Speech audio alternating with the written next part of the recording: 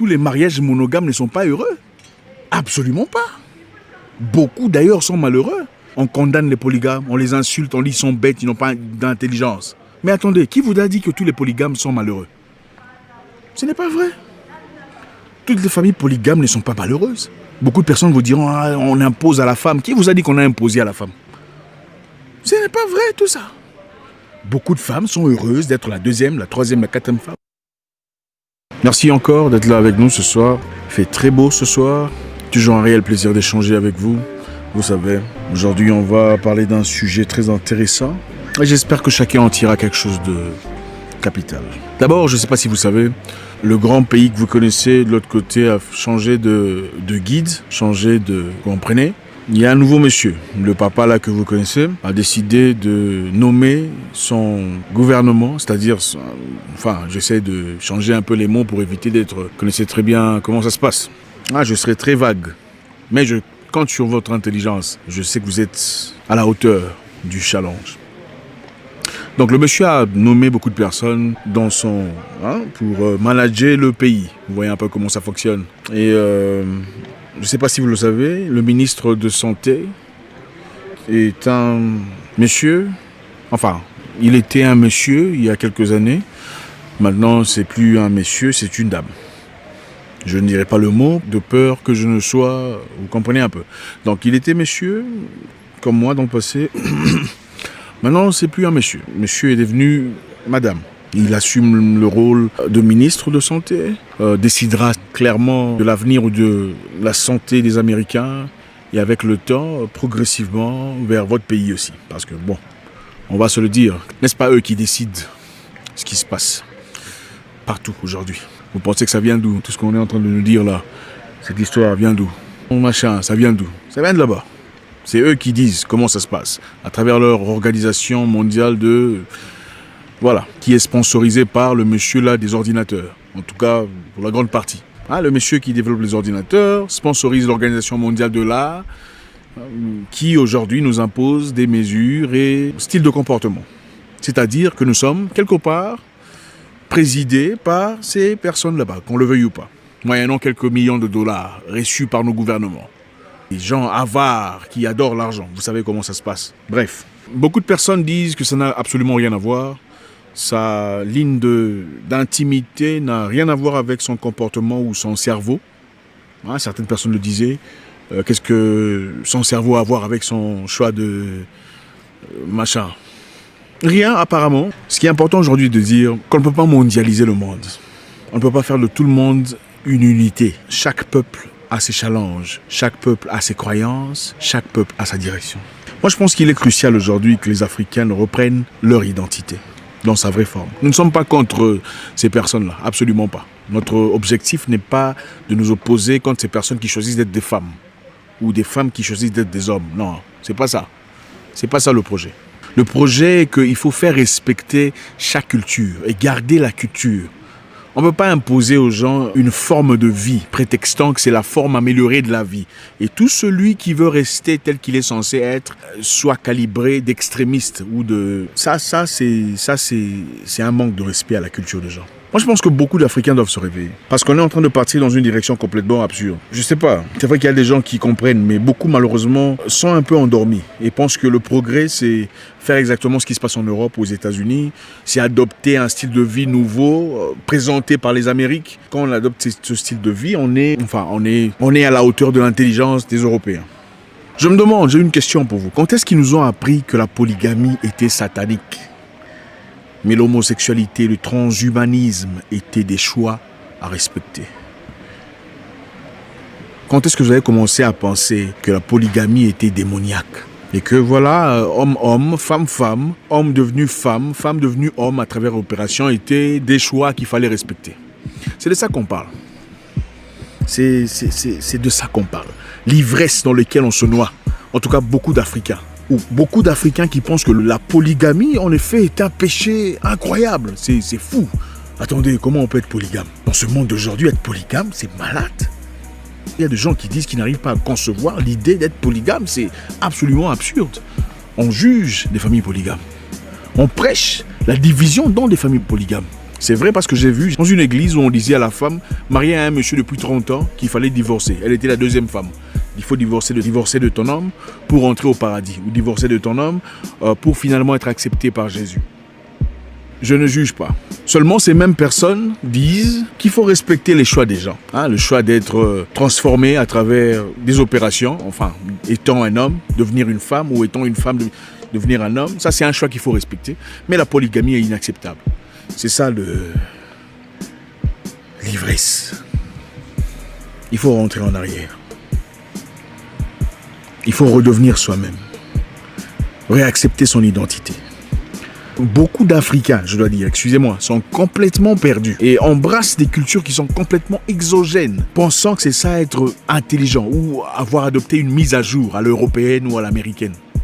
Il faut redevenir ce que vous êtes. Il ne faut pas accepter des bêtises sous prétexte que c'est son choix. Attendez, bon, comment on peut savoir qu'une personne est heureuse ou satisfaite du travail qu'elle a fait en changeant son histoire là, en étant un homme devenu une femme? Comment peut-on savoir qu'il est satisfait ou pas? Et vous laissez à une telle personne la responsabilité d'éduquer vos enfants. C'est dans quel monde on est en train de partir? Moi, je pense qu'il est important de revenir en arrière. Beaucoup de personnes aujourd'hui, malheureusement, ont adopté une mentalité selon laquelle parler français comme un Français ou comme un Parisien est synonyme d'intelligence. Vous le savez. On voit beaucoup de gens, beaucoup d'Africains en tout cas, qui sont fiers de parler couramment français, développent un complexe de supériorité. D'ailleurs, beaucoup d'Africains qui n'en parlent pas autant développent un complexe d'infériorité à l'égard de ces personnes. C'est ça le problème. Les gens vont en France étudier la littérature française, docteur en littérature française, au lieu de devenir docteur en quelque chose de productif, ingénieur, pour développer son pays.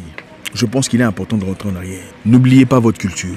Beaucoup de gens ont des photos de Jésus dans leur chambre, dans leur salon, mais ont diabolisé leur propre culture. Leur culture est taxée de sorcellerie. Leur tradition est bafouée. Mais ils ont des Jésus dans le salon. Le Jésus que vous êtes dans votre salon, qui vous a dit que c'était Jésus? Ce n'est pas Jésus. Jésus n'était pas blanc. Qui vous a dit que Jésus était blanc?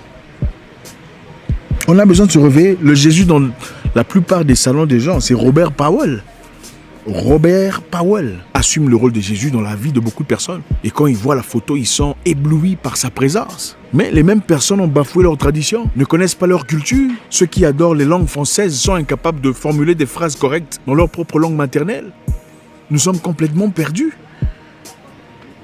On essaie de calibrer le niveau d'intelligence d'une personne par sa capacité de s'exprimer en français. Mais on ne comprend pas qu'on peut être très intelligent en swahili, en lingala, en plusieurs langues africaines, en dialecte africain. Et on peut être très fluide en français et être complètement stupide. Parler bien français ou écrire bien en français n'est pas synonyme d'intelligence. Absolument pas. Ici, je tiens à nous rappeler, mes frères, qu'il faut réadopter notre culture, que chacun connaisse son identité.